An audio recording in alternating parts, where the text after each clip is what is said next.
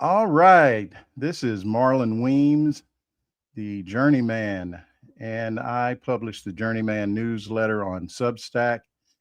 And I think we're going to do something a little bit different today.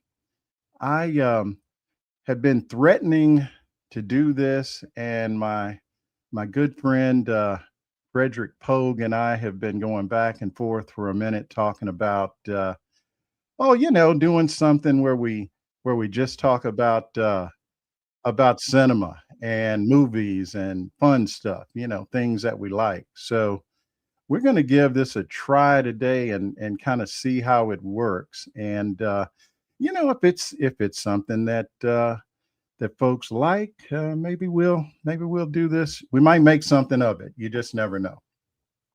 So on the front end, like I said, I am going to do my best. And it's going to be tough today if you've been watching the news, but this is going to be an exercise in discipline on my part and probably Frederick's part too. Just to give you a little bit of background before I bring him in, Frederick, of course, is a writer on Substack. Um, he calls himself a progressive independent, which I kind of like the sound of that, being progressive and independent. Not a bad thing. And he has. I know that he does some work with my friends over at Banner and Backbone, and we're just going to mix it up here for the next, I guess, the next 45 minutes to an hour, and talk about a little, some fun stuff, movies, cinema, maybe talk about. Put our little spin on what all this stuff means. So hopefully you folks will enjoy it. And what I'm going to do, which is what I always do, is play the intro. I'll bring Frederick in on the other side, and we'll take it from there.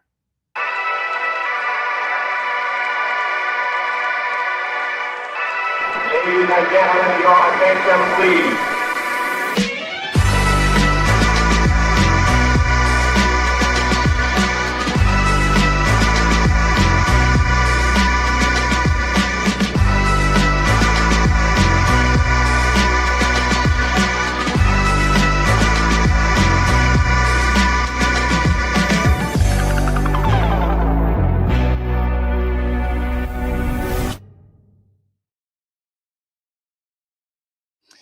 All right, all right. What do you say about that, man? I told you. Man, I gotta up my game. My goodness. Shoot, man.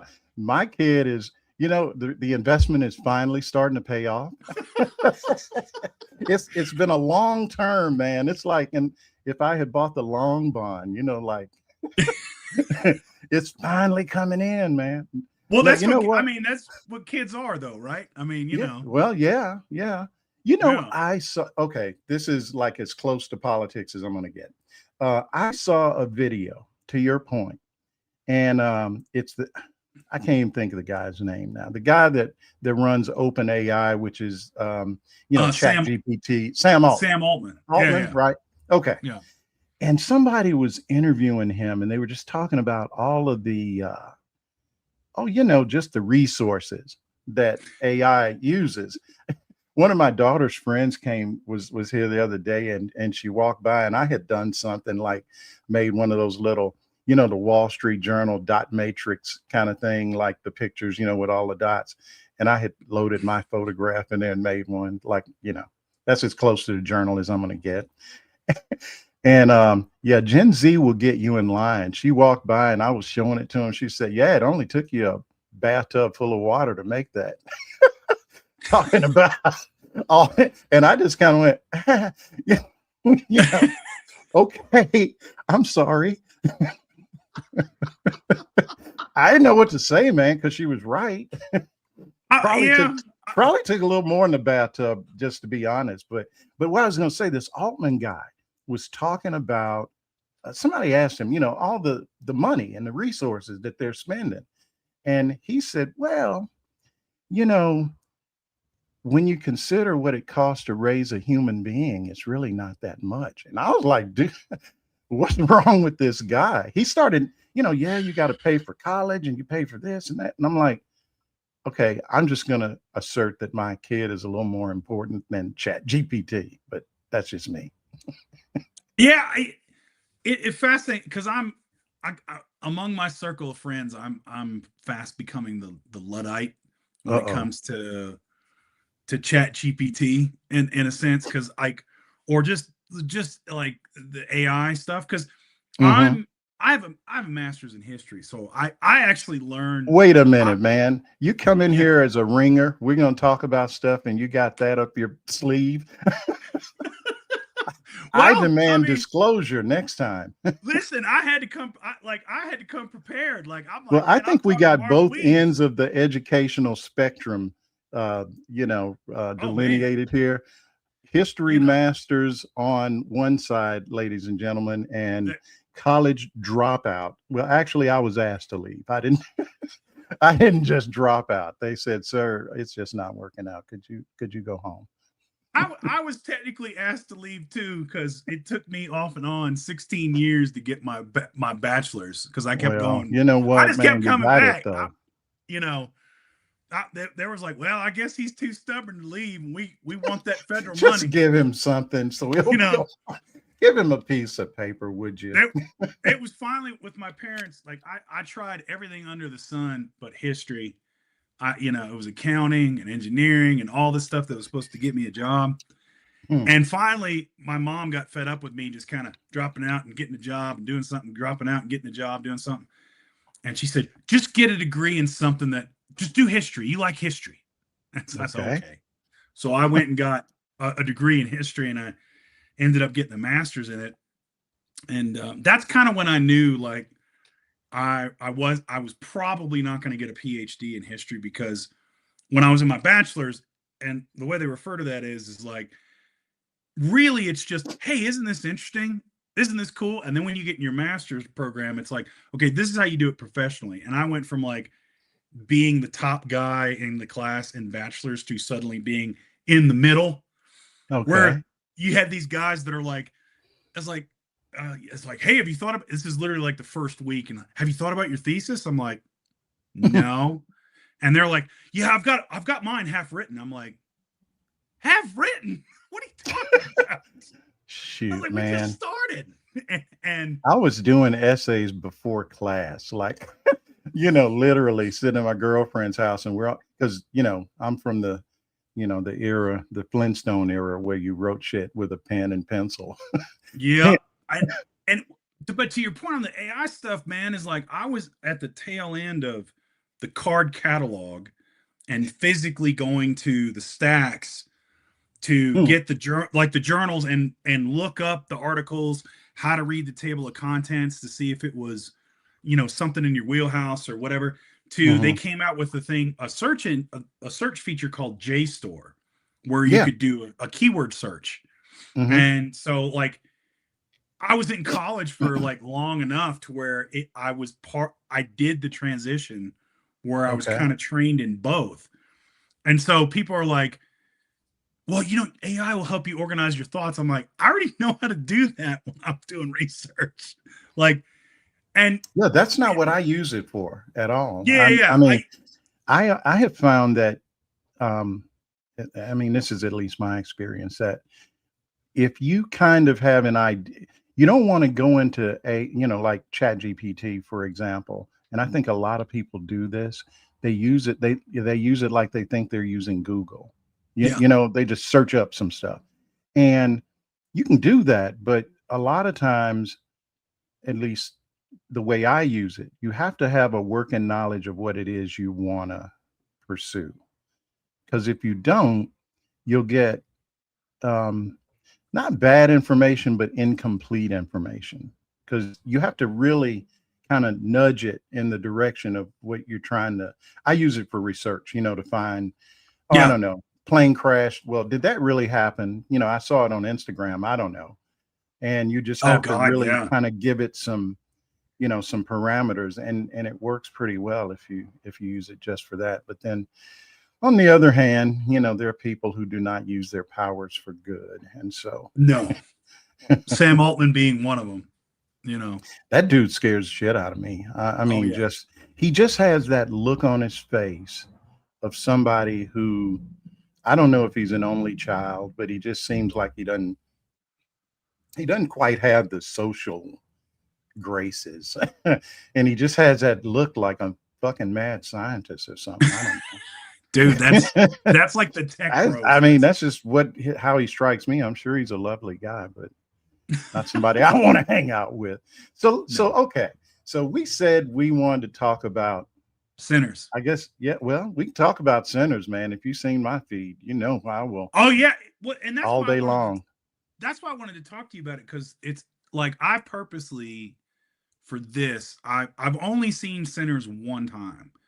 But the reason Mhm. I wanted to talk about it was like I do screenwriting. I've worked in film, and Oh, you I kind didn't of know get. that.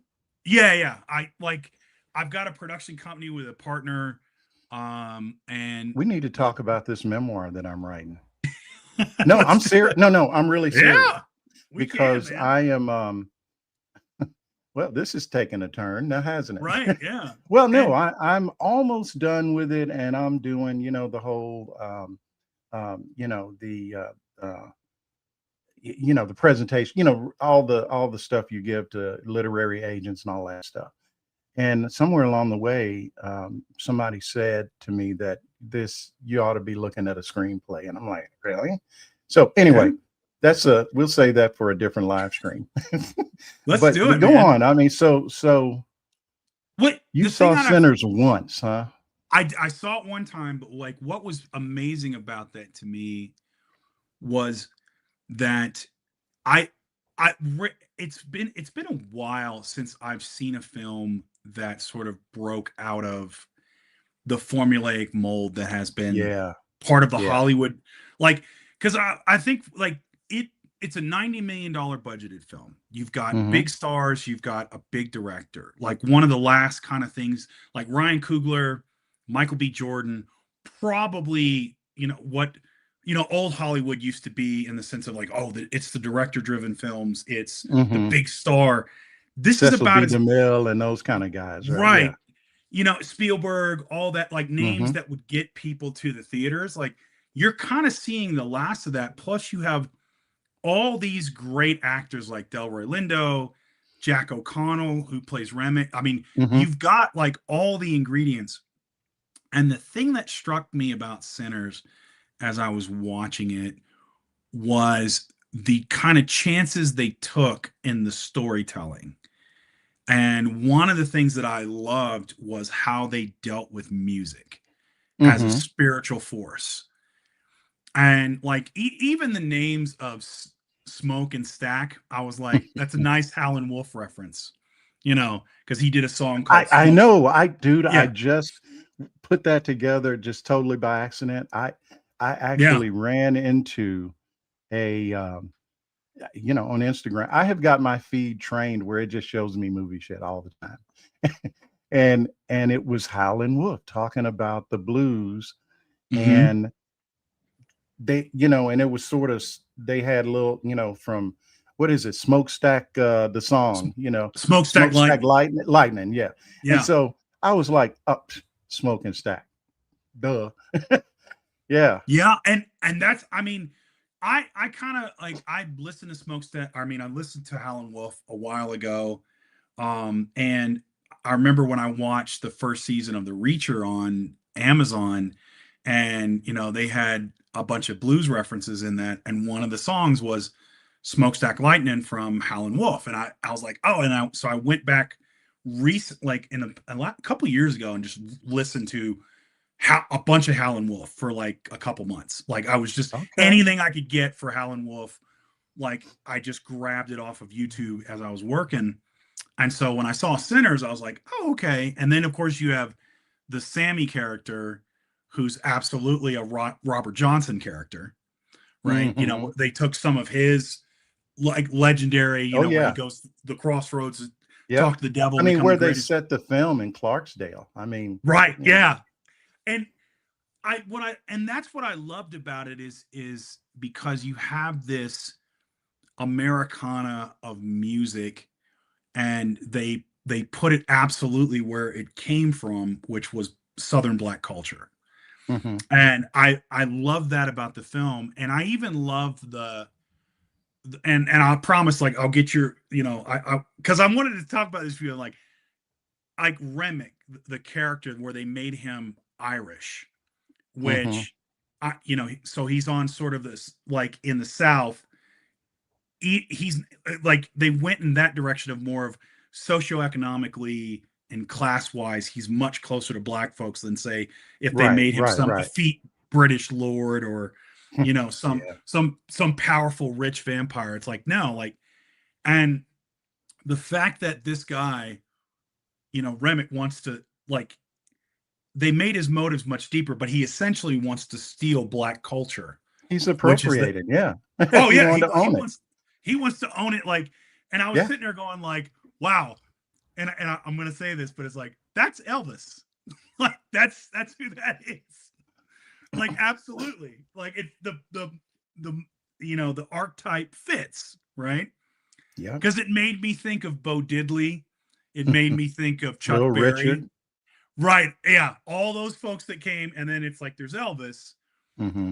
and people are like, well, Elvis got kicked off the Ed Sullivan Show. I'm like, yeah, but so did Bo Diddley before him. Right. you know, it's like, because Ed Sullivan told Bo Diddley, don't play your song Bo Diddley, and he defied him and did it anyway. Right.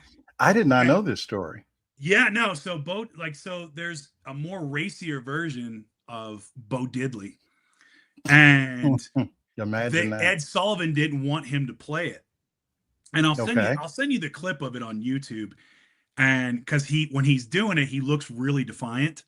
And it was because back then, it's like Ed Sullivan, they go live. That's it. There's no cutaways. There's no delay. It's a live broadcast. And Right. Bo Diddley launched into it. But the thing that gets remembered is, because a lot of people got banned and then would come back to the Ed Sullivan Show. But later it was Elvis when he did his little hip gyration. And It's that's the amazing to one that think that that was what would get you thrown off the TV and back in the yeah, day. it's like when he did his hip gyration and all the girls went nuts. And I think James Brown might have even got kicked off of it. But I can't remember if he did or not, or if he was like, I know he's gotten kicked off of some other shows because of Mhm. what the energy he brought. But Yeah, James yeah, Bo Brown was something now. Bo I Diddley actually was. saw James Brown one time. Did you really? Yeah, yeah, I saw him. Wow. I mean, it was, it wasn't like the early. I was too. I mean, I can remember. I can remember the Chitlin circuit when you Wow. know what I'm talking about. I mean, I never Yes. like personally experienced it. I was too young, but it would be like those, placards would be like on telephone poles, and and it would have the lineup.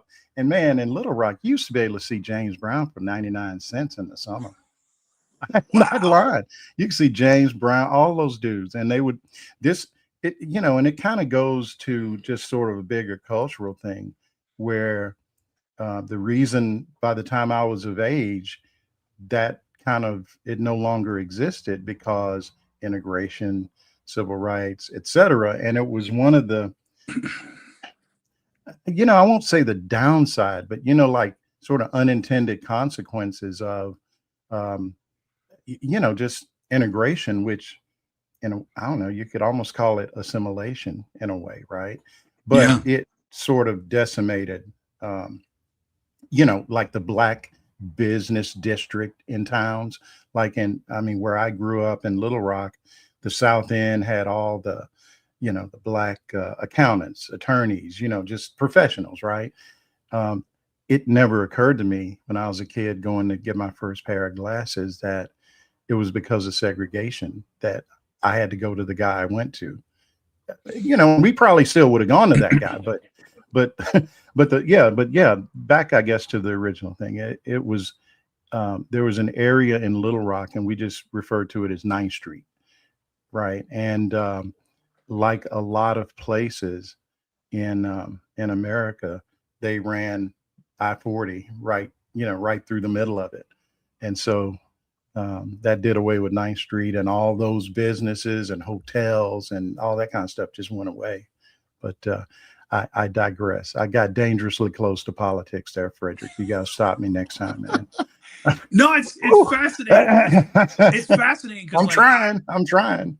I have like a tail end of that growing up. Like, so my dad was, he's from Mississippi, and he had a scholarship. Like, he was all state basketball, all that, and he Mhm. had a scholarship to the Air Force Academy. And he got in an argument with his dad, and actual fist Oh, fights. And he said, "All okay. right." He was a senior high school. I got a scholarship. I'm this and that. Dad, they got in a fist fight. Dad kicks him out of the house. So my dad got drunk and said, "All right, well, I'll show you. I'm gonna drop out of high school and I'm gonna join the Navy."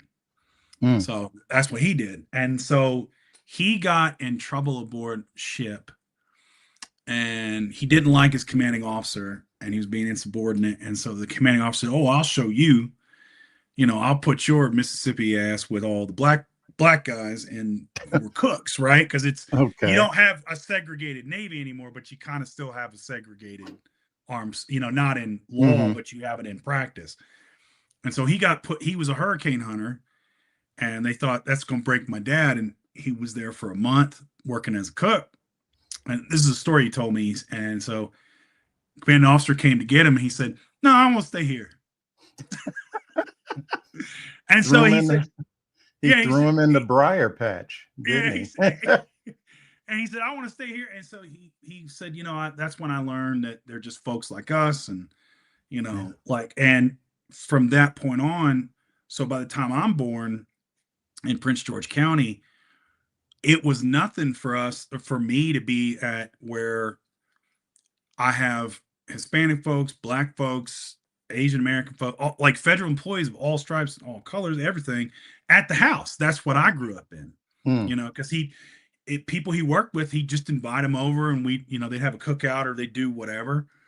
And one of the earliest memories I have is we were having a going away party when my dad was transferring to Hawaii. So we're going from Maryland to Honolulu, Hawaii, and I was about 6 years old, and my dad's on the phone, and he's ripping into Prince George County Sheriff.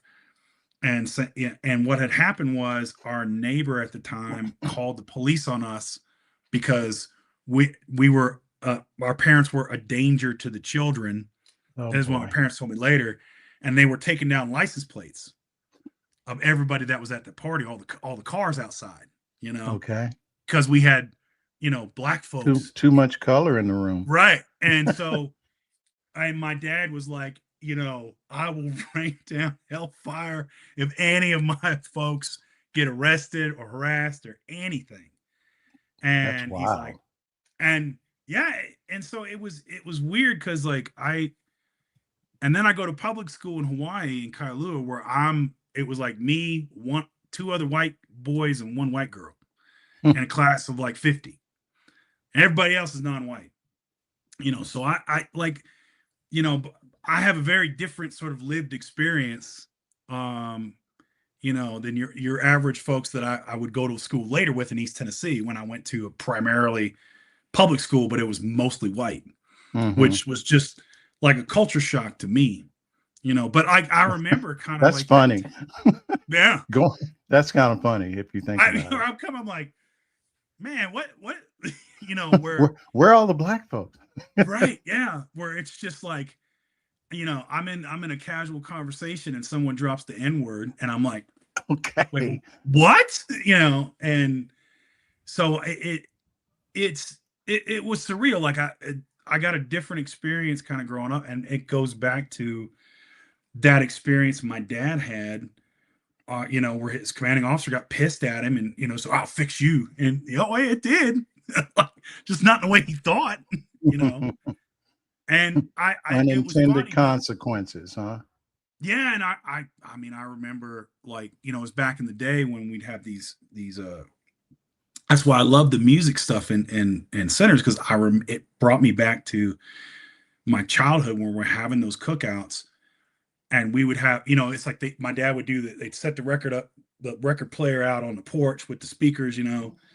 and you're hearing the OJs, and then that goes, and then there comes Hank Williams, right? Or like, Waylon Jennings right behind it for my Yeah. dad.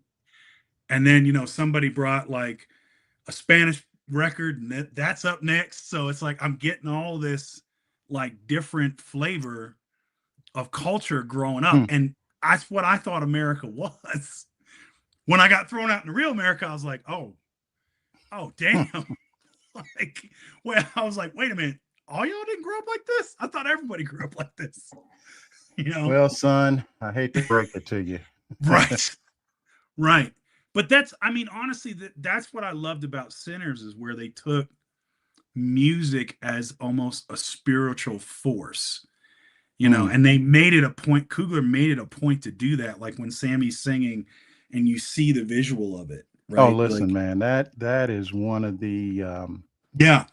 I mean, I have been, I guess probably as long as I've been alive, just a movie buff, but Yeah. really beyond just watching the movies, just kind of digging into what just the cultural significance and all that kind of stuff. Even, I mean, I watch a ton of gangster movies, and The Godfather. I mean, you see my shirt, so it's I mean, and it's kind of funny now that my kids are all grown, but watching The Godfather, especially The Godfather Part Two, that's like Oh yeah. mandatory for my kids, right? And it's not so much because of the like the shooting and the murder and all that, which um, certainly is something, but it's more of just I look at it almost as an analysis of human behavior. Yeah. You got these brothers and how they interact with each other, and everybody. I mean, so yeah, I mean that's the excuse I use anyway to let my kids watch R-rated movies. But that and Goodfellas, I love those. Oh, So anyway, my only point of bringing that up is that I don't think up until I saw that movie, I would say The Godfather was probably my favorite movie, of all time. I mean, it's a short list, but still. Boy, this just sort of blows it out of the water because of things like what you just described. And yeah. I'm gonna have to dig it up, but there's a guy on, oh gosh, I can't remember. He used to be on what was then MSNBC, Torre, and Oh yeah, I know. Yeah, he totally. had Yeah. he had the screenplay. I'll post it in my feed after we're done. I'll have to dig it up.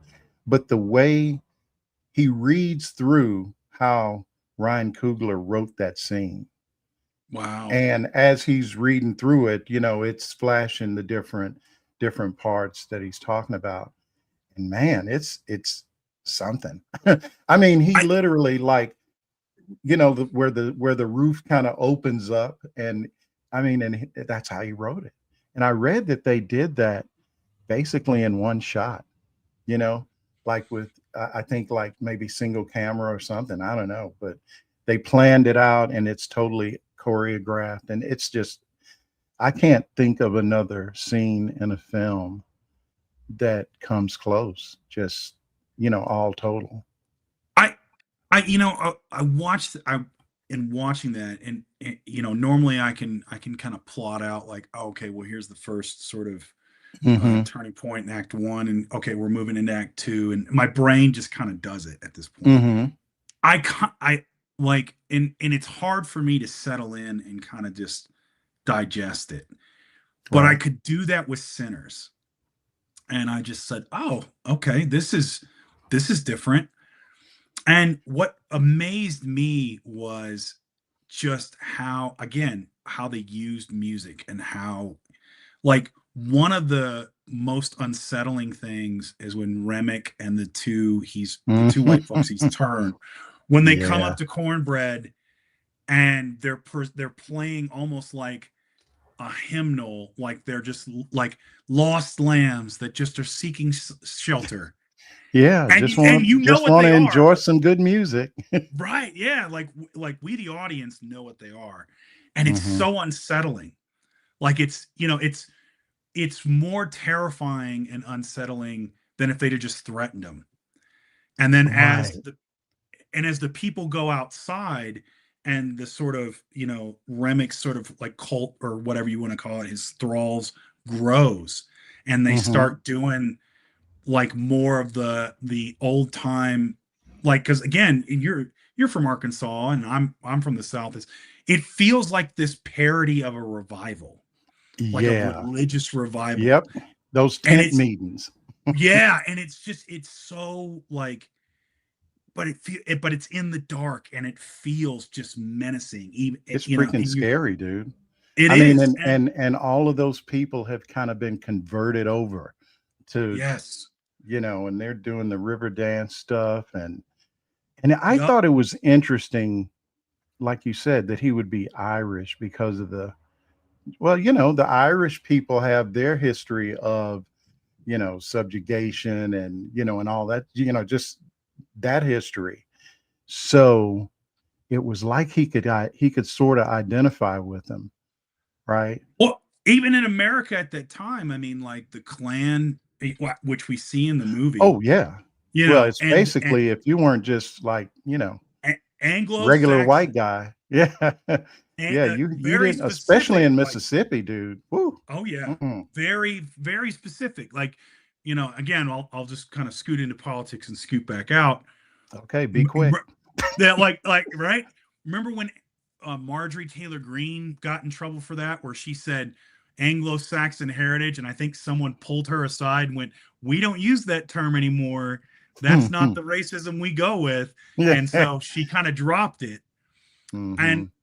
it's it again because so on my mother's side, they were German Catholics that came to Okay. Chicago in 1896. They eventually settled in Golden, but they had to leave in the 1920s around the time this film is being made, because Mhm. the Klan ran out Catholics. Because people forget, like I, Colorado. I listen, man. Yeah. Yeah, Yeah, you're the right. Klan was like, they controlled Colorado politics in the 1920s, and not only did they hate black folks and Jewish people, they hated Catholics. Catholics for And sure. and if you were not Anglo-Saxon, so if you were German, if you were Celtic, like, you were not considered white at that time. They would get Yep. co-opted later, but that's why, Italian. Oh, yeah. yeah, that's why I thought it was very interesting that they made, because it kind of muddies the water a little bit with Remnick's motivation, because he lets it out. He says, I want to feel what it was like for the souls of my people that I can't hear anymore. Mm. And it's because of his nature, he's cut off from that. And so he's trying to co-opt this, essentially the soul of black culture, which for Kugler is music, and he's Mhm. trying to take it for himself, you know, and he doesn't care about the damage he does. He doesn't care about the people he hurts or co-ops along the way, and that, I mean, it's just, I understand his motivations, but it's just sinister and evil, more so than just the hissing of fangs and the blood and, Well, all that that. was what I thought was really well, there are a couple of things about this movie, in terms of the way that it's done, Yeah. and that, I can make a strong argument that this was a musical. You know what? Yeah, Fight me. it And, kind of I was, mean, man. it's as much of a musical as Wicked. I mean, a lot of songs. And I remember, I mean, but so there's that. But I thought it was interesting, and somebody I follow on social media pointed this out, and I thought it was an interesting point. It's one of the few horror movies that if the vampires never showed up, it would still be an interesting story. You'd Yeah. still want to know, well, where did Smoke and Stack get all that money from? Are those guys going to show up? Because the guys from Chicago that they've robbed are going to figure it out because they mention it Yeah. in the film. And there's just a lot of what's going to happen with oh the woman, the biracial woman that appeared white. I'm trying to remember her name. I'll tell you an interesting thing. That's Haley. I think her last name is Steinfeld. Mhm. And okay, so some people will remember this back in the early, sort of a couple of decades ago of ESPN, when you turn on in the morning, there would be like aerobic shows and shit like that. And do you remember Body by Jake? It Yeah, I was a do dude, actually. big Yeah, old dude lifting weights and showing you how yeah. to. That's like her uncle. Really? Oh, it's crazy. Yeah, I know Wow. because Okay. yeah, it's her. I'm pretty sure it's her uncle, but they're definitely related. It's not her dad. I think it's her uncle, Yeah. Jake Stein. Yeah, I Wow. mean, you know, you can't exactly call her a nepo baby, but I'm sure Jake knew some folks that could put her in the Yeah. right, you know, It which I don't it's particularly have a problem with folks using their connections. I wish I had some. seriously. I mean, and that's a lot of what entertainment is. I mean, and it's any industry, man. I mean, it's Yeah. like I mean, it's like you probably saw that in finance and in Wall Street. You had people that like it was a little easier for them to get into it. You Hmm. know, um, So but I you know mean, what? I'm looking at the folks in the chat, which by the way, we got over 100 people that just said, you know what? Can we just listen to something that's not politics?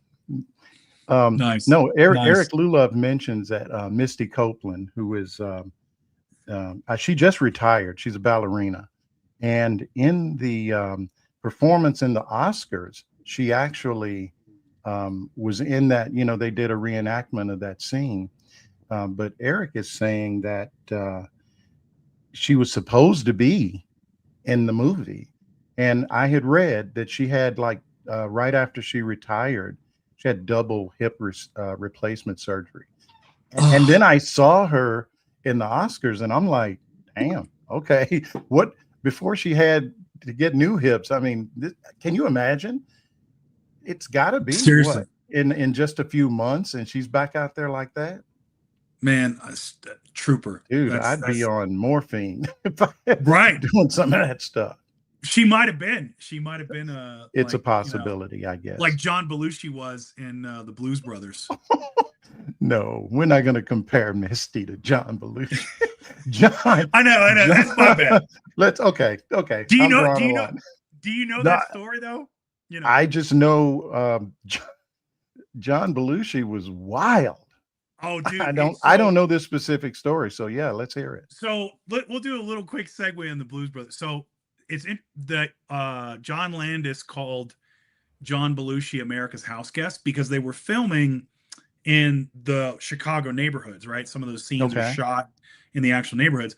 And John and Carrie Fisher were most of the time like it was either Carrie or it was John, and they were just whacked out. They were high, right? Mm-hmm. And John would wander off set and he would go to somebody's house and randomly knock on the door and say, "Hey, I'm hungry. Can I come in and get something to eat?" And he'd get a sandwich and he'd lay down on the couch and take a sleep because he's doing Yeah, heroin or morphine. or And both. yeah, both, right? And so they'd call for him and he's not in his trailer and they're like, "Okay, let's go find John." So they'd have to send the crew out and go knock on all the Holy doors. moly. "Hey, is John Belushi here?" You And haven't seen John Belushi by any chance, have right, you? right. Oh yeah, So he's in here on the couch they nicknamed watching him TV. America. John Landis called him America's house guest. And Unbelievable.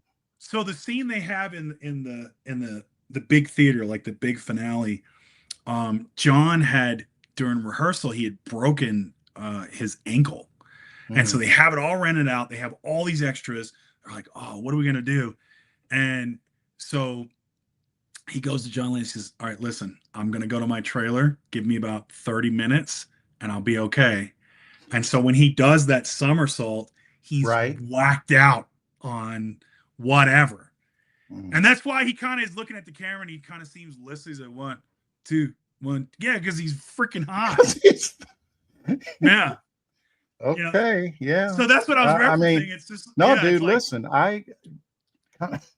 it was she's like, like double for hip a minute, replacement. Give everybody me was 30 dropping minutes. dead, all the entertainers were like, and him, John Candy, a few Oh, God, others yeah.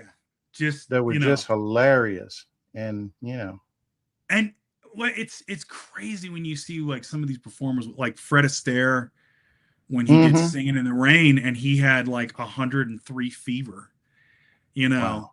and they were dumping all this cold water on him, when and he's so energetic, and literally after they call cut, he's like he collapses, Mm. because he's so exhausted, and so it like stories like that like always fascinate me, and like the thing with Kugler and Sinners, getting back to that, was just, man, like it felt like an experimental film in a lot of ways, because it's just, he's like, you know what, I'm going to borrow from horror, you know what, I'm going to kind of do a little musical but not really, like, you know what, I'm Hmm. going to kind of do this, you know what, I'm going to take the story here because that's where it needs to go, and it's like watching a master painter Hmm. being unleashed and kind of creating his own thing. Like, it was one of the few films that I've watched, I'm like, this is his opus. This is It is. me. He could stop right here. Yeah, he's I like, thought it. this is my style, vision, what I want to say. And so few directors nowadays, like Hmm. Tarantino is one of the last ones that still has like final cut. Like, and to see Ryan Coogler get that to And where, the whole thing where it goes back to him as far as ownership in 25 years.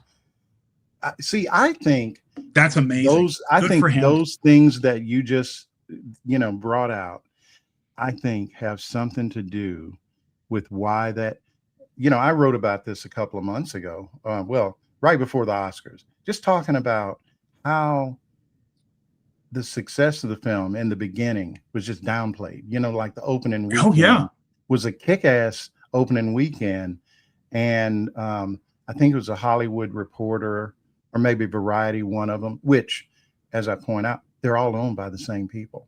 The same Right. guy, same company owns damn near all of Hollywood, Yep. as far as the media part goes.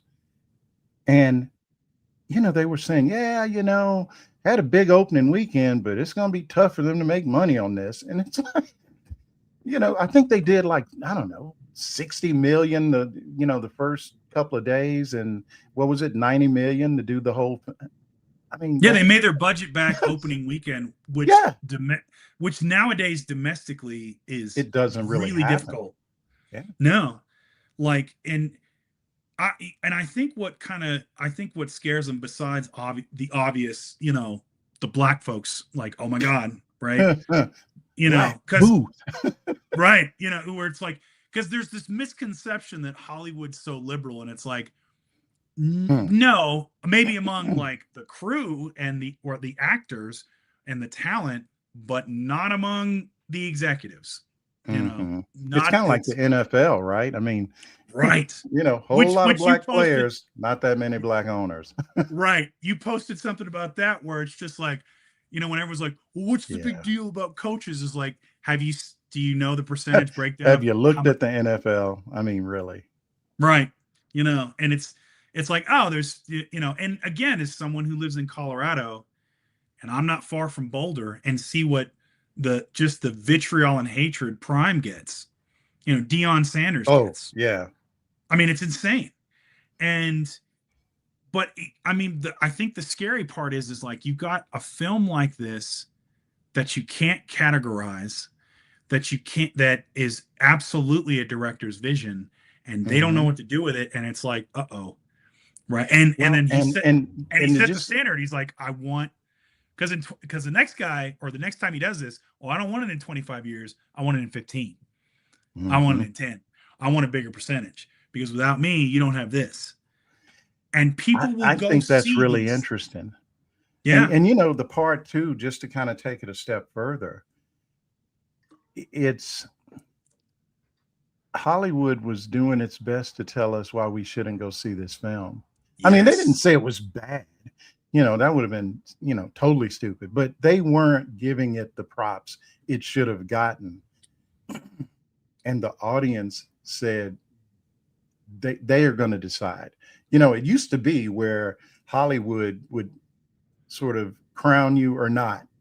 And this is almost like the film got its accolades in spite of, Yes. right? because Grudgingly. yeah, people were like, yeah, well, and in fact, the piece that I was looking at about, and it was interesting, all by the same reporter, right? So, you know, knocking down sinners and telling us what a great film Marty Supreme was. And the woman even called what's his name? Timothy, what, Chalamet, the king of the Christmas box office. He's never had a number one film during Christmas. And wait, I think he had one. I think maybe Right. Marty Supreme might have been number one like one weekend or something. So, but it was like there are a whole lot of other people that have done better than you know, and I don't blame him. I'm not saying he's not a good actor. It was just that they were really trying to frame it. And you know, the best, what is it? The film that won Best Picture. I just couldn't get behind. I don't know. And you know, I have not bothered to watch it. I've just sort of one battle after another, right? I'll The probably watch it portrait. at some point. I mean, it seems Well, I'm interesting. sure I will whenever. I mean, it's on streaming now, so maybe I'll check it out. But and I again, it's probably not a bad movie, but this is a great movie, and it's of the films that I would put in the category of great. It actually is to me better than a lot of them. And I'm Yeah. not, you know, I try to check myself on, oh, is it because it's about black folks and you're black? You know, no, it's to me, well, you know, I think I try to be objective and I go, I mean, I'll tell you what, you were talking earlier about just his opus, like all these different things he did that, you Yeah. know, nobody had done before. I got a little clip I'm going to play, and I think this works. It So, is so, like it's man, like so I saw this, like I saw it in the theater the fourth week and I planned on seeing it. Like I was like, mm, and so I have it. So I remember when I caught the previews when they first came out, and I hmm, rarely go to the theater anymore. But I saw this, and again, a little background about me is like, so I came up like I was a teenager in the '90s. I got into Tarantino. I listened to okay. hip hop, all that, and so as I got older, Wait a minute. Let's take a beat. Did I hear you say listen to hip hop? oh, I'm a hip hop head for 100%. Like, Now, you know what, man? This is one of the reasons that and I tell my kids this, you just can't look at people and think you know what's inside of them. Like the first time when I was in New York, my two oldest sons, which are, well, one will be 40 here in a couple of months, but um, the first time they came to New York, we were getting ready to get on the subway, and me and Shannon pulled them over to the side and said, "Okay, so you can't stare at people, and everybody that you hear, you know, speaking a different language, isn't speaking Spanish, you know, because they're from Arkansas, and right, they've yeah, only ever seen black people and white people, and we took them to like the swimming pool one day, and my son looks at me and goes, "Where are all the white people?" You know, because everybody was Latino in the neighborhood that we were in, or something, you know. And so when I look at you, if I just had a picture of you, yep, I would not be here in Colorado or seeing it. I would be seeing like Northwest Arkansas, Ozarks, but you just don't yep. know, right? And you know, so I think that's a cool thing, though. Man, I like it's funny because my dad, was like he was like raised me on, Waylon Jennings and all this other Hmm. country stuff. And then here I am listening to like a Tribe Called Quest, Public Enemy, KRS Oh One, shit. Okay. like, and I got my mom like because the X hats were the big thing Oh back yeah. then, Oh yeah. and The so I Malcolm got her to X. buy Oh, me Malcolm X's wait a autobiography. minute. You had a Malcolm X hat I did. I or had an X cap, hat, and right? yep, I had, and because I read Malcolm X's autobiography written by X Okay. Haley, and then Woo. All right. and then Spike Lee's movie came out later, right? Okay. And it was funny because my mom, like, from an early age, I loved history, and I think this is how I got radicalized on accident. So she picked up a book like a paperback discount. It was a big thick one. And Mhm. my mom just kind of didn't really say, "Oh, is this age appropriate, blah blah." She goes, "Oh, A People's History of the United States by Howard Zinn. Okay, here you go, son." So I'm in 7th grade reading Howard Zinn's A People's History of the United States, going just shocked. And then Man. I start listening to Public Enemy. I go, "That's what they're talking about. Oh my god, that's what Oh, KRS-One's man. talking about." And I'm starting to make these So connections. what were your parent how was their reaction to this So development? it was funny because like I remember when the Berlin Wall came down. I was in history class. We were talking about it, and I started talking about Howard Zinn, and my teacher called me a communist. Right. Oh, boy. Okay. So they sent a note home and said, "Your son is having some troubling views Wait, on like wait, and troubling views. troubling views." Right. So I got a note, and my mom brings it up at the table. Right. And so here's my dad. He's sitting there, and he says, "What do they talk about? What they did to the Indians? They didn't talk about that, did they?" It's fucking, he goes on this rant, where he damn near says, like quoting Gil Scott Heron talking about Whitey, right? Uh-oh. And I mean, I've got Fred, I gotta tell you, man, I didn't realize I was bringing a closet radical onto the show. oh, dude, I've got pictures of my dad Oh my goodness. and my mom. What I mean, don't like, get me wrong, you're in good company, but yeah. I thought we No, was I gonna got talk about pictures some of them in the movies, man. 70s, lily white, where my dad's got the long hair and the sideburns, wearing a dashiki, like that a friend of his gave Okay, to him. man. I'm serious. I'm dead serious. Oh You my know, goodness. it This was is funny. it like my first I'm trying to imagine, first of all, I'm trying to imagine your dad. And then he I'm trying to imagine your dad in a dashiki. my dad. So it's funny because my dad, because everybody in the South always says, "Well, I'm this and this and Cherokee," right? They all say they're Oh Cherokee. yeah. Oh Well, yeah. my dad, like from his brothers, like his brothers look like me. My dad had that sort of Native American skin complexion, and his hair was Mhm. dark black, right? Mhm. And couldn't grow facial, like really couldn't grow facial hair, couldn't Yeah. really grow like nothing close to this, like not even, like Mhm. I'm way more my mom's stock. My dad was slender, but he was the quote unquote runt of the family. At his brothers, he was 6'2", right? So I got Wow. his height. My uncle John was 6'6", I'm 6'5", and Woo.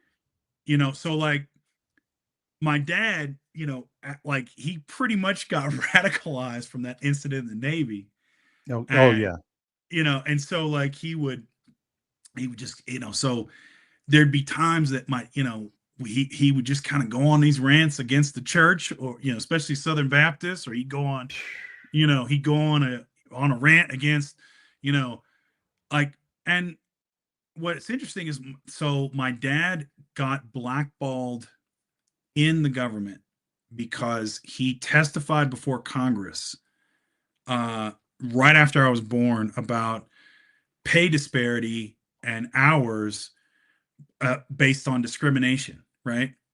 Mm. And so, and I'll have to send you an article about it. I wrote this thing, it was called Folks Like Us, and it was like, and I swear it's like right out of this freaking, you know, like it reads like a damn movie script, because it was like, so he gets blackballed for basically doing that, and they say, okay, you got two Mhm. choices: you can get out of the weather service, or you can go run the station in Point Barrow, Alaska, take your wife and your newborn son up there.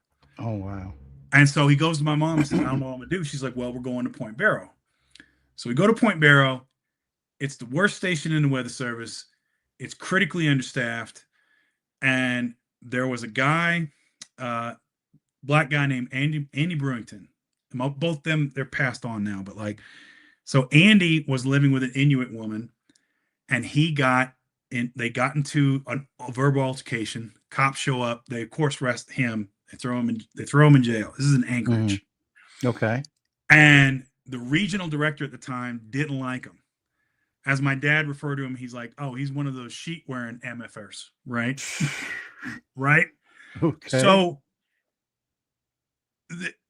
somebody who owed Andy a favor liked him. He said, "Hey, regional director wants to get rid of this guy, but you got a spot open. He says, I got more than a spot open. He says, you want him? Come. He's like, you can take him. He said, okay. So he went. My dad flew down to Anchorage and literally met him through county bars, right? And he's talking to him. He says, did you lay a hand on the woman? He says, no, we just got into it. We was both drinking. We just yelling at each other. He says, okay. He says, they're gonna kick you out, right? He says, yeah. You want to come to Point Barrow and maybe save your career? Can you work for a crazy ass redneck? And he says, sure. Okay.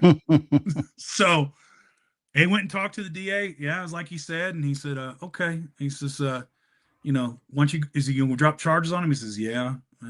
So he told the regional director, I want him. And he says, well, I'm going to kick him out. He says, no, you're not. Because if you do, I'm going to raise a fuss. So I want him, And so they became lifelong friends. And like, that's, they would come to the house and, I remember Andy and his two boys, Andrew and Adrian, we pretty much they're like 4 and 6 years older than me. And so, they'd come a few times a year, wherever we were. And my dad basically, they both helped each other. The way they say it is, we both saved each other's career because I was blackballed and they were trying to blackball him. So we came together and basically told everybody to go to hell. And we just batting the hatches. They never expect that. Yeah. And it was an interesting thing growing up because it's like, it was nothing for me to have like all kinds of different folks just at the house, wherever we were, they just come visit. And when my dad passed, he had 150 people that were non-family show up to his funeral. Wow. From all over the U.S., but people he'd helped, during his federal career that just, we had more friends than family at the funeral, That's something. Yeah. Yeah. So I don't know how I got on that. No, listen, man, that's what I wanted to do was just kind of, chew the fat, as they say down in Arkansas, we just burned through an hour that quick.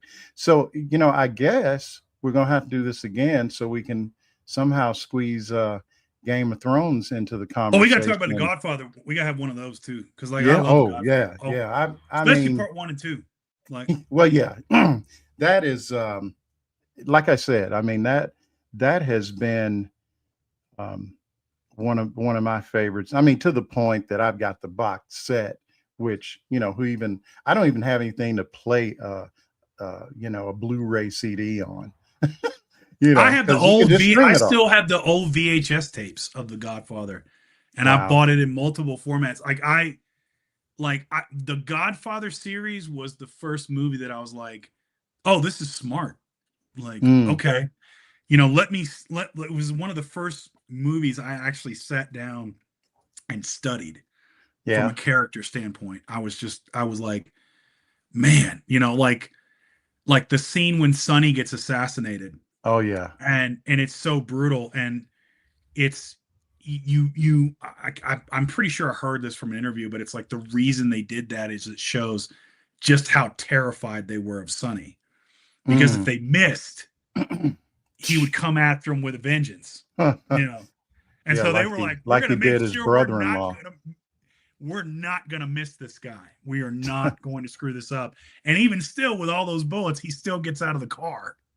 Yeah, that's especially for the, the level of special effects that they had at the time. It's pretty gruesome. Now, see, on the other hand, I saw The Godfather Part 2 in the movie theater. Wow. Took a girl. I should say I saw the first part of it because she just wasn't feeling it. I've seen The Godfather. Now I'm into and I guess I was in high school still. And it's a long movie, and so Yeah. there's that intermission in the movie theater, that little break, and she was like, I'm gonna call my mom to come get me. Dude, I watched the second half by I was about myself. to say, I was like, see ya. See you at class tomorrow. Dude, I was like, all right, when she gets here, tell her I said hi.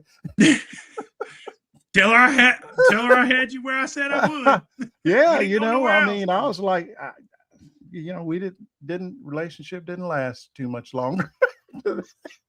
It happens. So yeah, hey, the sacrifices we make, man. That The Godfather was like, it was one of my first kind of grown up experiences I had with a film. Where it went from just being, wow, isn't this cool, man? Isn't this, oh, this is dope? Where it was like, oh, this is something serious that, like kind of like where you instead of just shoveling your face with a cheeseburger or whatever, is like it's fine dining where you sit down and you actually appreciate the atmosphere and the presentation and well, all the stuff that's why I made, I've got 3 sons, 2 from first marriage, and then I've got 1 that's in college, and my daughter. It's not, when I get them to watch movies like this, they also have to put up with my narration. But there are just certain parts that you just want to freeze it and say, okay, do you understand why X, whatever it is? And I think a lot of times people watch movies and they don't take that minute to, okay, why did he say that? Why Yep. did that? What is the significance of whatever it might be? And the Godfather, and honestly, gangster movies are just filled with that kind of underlying stuff. And Oh yeah. there's a gangster movie I'm leaving out, and I'd be remiss because it's got one of the best, a very good scene. Miller's Crossing. Have you ever seen that? Yeah. So the I thought Danny you were going to boy. say A Bronx Tale. Like, No, man. The Danny boy scene where guys are getting ready to get in the bed and he slides into those slippers, and then he kind of hears something and he's like, hang on a sec. And I won't spoil it. I'm going to post all of this, as much of it as I can recall. Just that'll give me something to do this afternoon that'll keep me from getting pissed off. Yeah, right. Because But, we're all waiting on that. Yeah, So, okay. So why don't we wrap it up here? Here's what I would say, folks. If you've enjoyed this, give us some likes. If you're not already, please follow my man Frederick Poag. And I was trying to think of his newsletter, and all I had to do was just read it right there. Missives from a Middle-Aged Man. Yep. I can't write that anymore. I went crazy with the alliteration when I first did it. Because I said, this is going to be so obnoxious, ain't nobody going to read it. Shoot, man, you never know. I mean, right? Well, look at mine, The Journeyman. I've had people say, okay, so what's that all about? And, I'll say that story for another day. Yeah. Well, everybody, we gotta do this again, man. We got to do this again. Yeah, doggone it.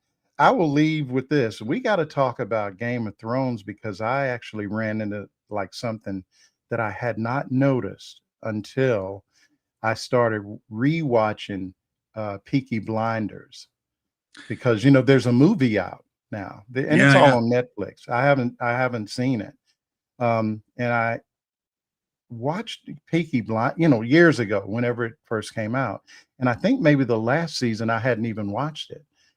And I am now on, I think, maybe season 3.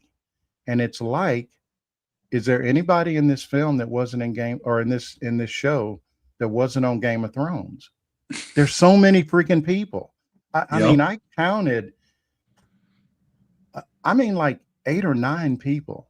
And some of them, when I would have watched it earlier, I wouldn't have noticed, because Game of Thrones was kind of going on at the same time. But they're like, I bet maybe a dozen people in Peaky Blinders that are in Game of Thrones. So There's some like, man, it's amazing. Like just the people that worked on kind of both those shows back then, and I just it's because they don't have that many good actors, man. They have to just keep using these guys over and over.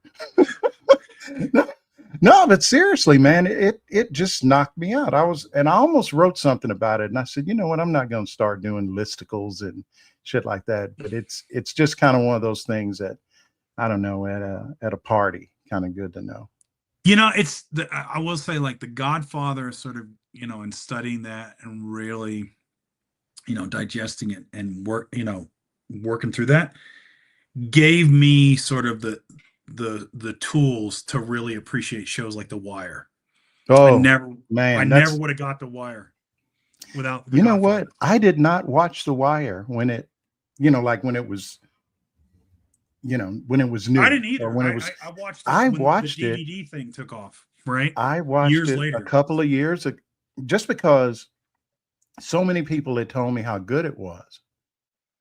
And if you haven't watched The Wire, again, it's another one of those, so many quotes, so many good actors came out of that show. And at the time, as I understand it, most of those actors were unknown or Yep. barely known at the time. And you just I, think of all the folks that came out of it. Again, a guy from Game of Thrones, Littlefinger, is in it. yep. I will Talking say this like for talking like anybody he's from freaking Baltimore. yep. I will say this for anybody that hasn't watched it. You need to give it at least 4 or 5 episodes. It is a very Oh slow yeah. burn. Well, yeah, but it is just one of the best television dramas, I would say, that Oh yeah. you are ever going to watch, because it's real. I mean, and I think because at the time those people were relatively unknown, Idris Elba Oh is yeah. like, No, yeah. again, I actually posted this a couple of days ago, that it's a clip from The Breakfast Club, the radio show, and some of the guys from The Wire are on there, 2 or 3 of them, and they're talking about how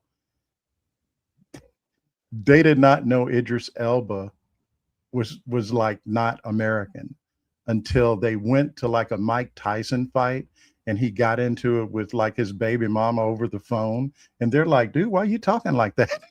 They had no idea this guy was from the UK. And they're like, why is he talking like that, man? What's going on? Where are you from? I've done some I've had some conversations on another project with the guy who played Michael when he was a kid, Tristan Mack, right? Okay. And he told me a story, like, so when the episode came out and it dropped, that where his character kills Snoop, right?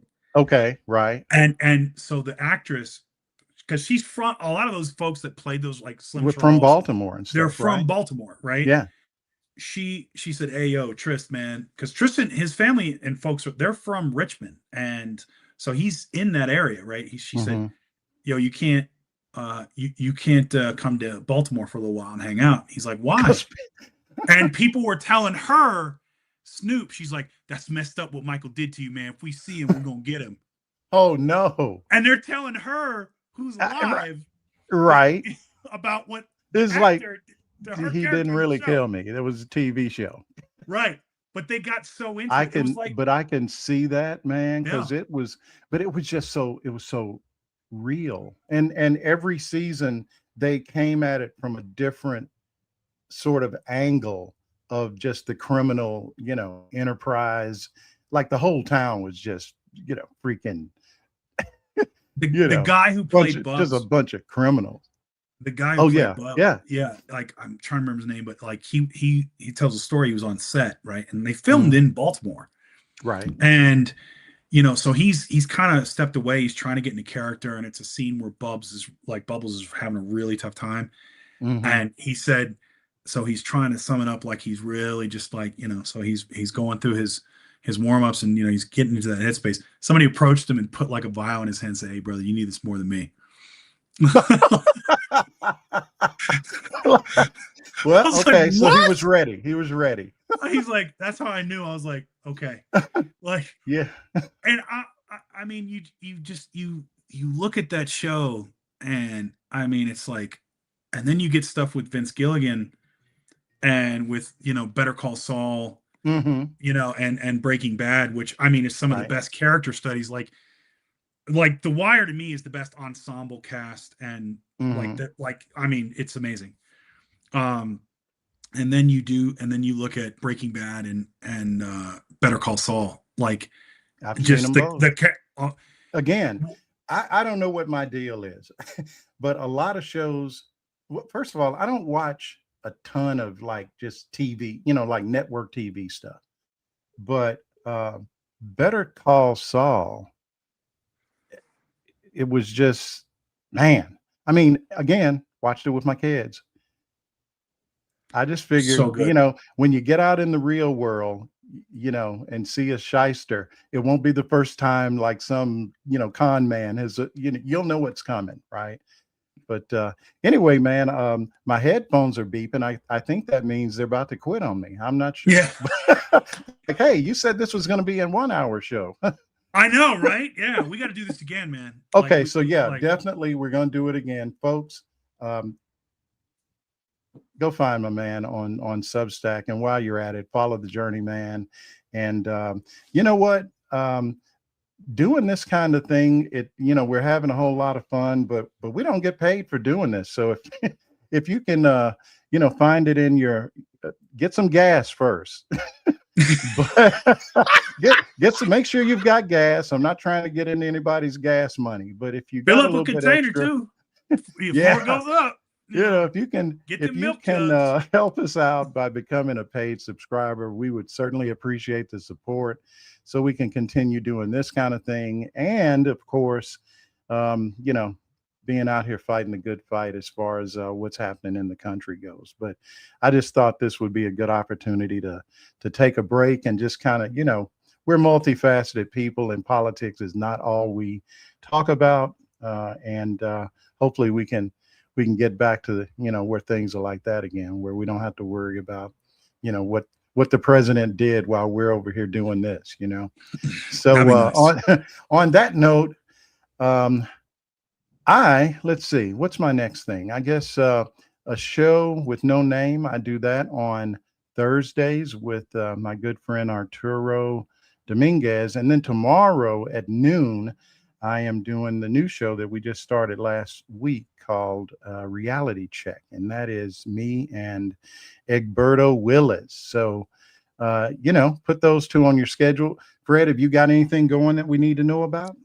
I usually do a Friday show with Larissa Reinhart where we talk about like the week and just kind of, get a little raucous. And then, Raucous is yeah, good. usually I try to jump in where I can, like, Yeah. and yeah, Well, I'm trying to get some, no, go on, man. Go on. No, I'm trying to get something a little more steady, but it's like, I got burned out on politics, man. But that's why I was like, when you were like, man, I want to talk about Game of Thrones and Sinners, I said, yes, please, let's do that. I'm like, I want to talk about something else. All right. Well, okay, folks, I hope you got all that down. And in the meantime, I will see you on the other side. Take care. Bye-bye. Bye.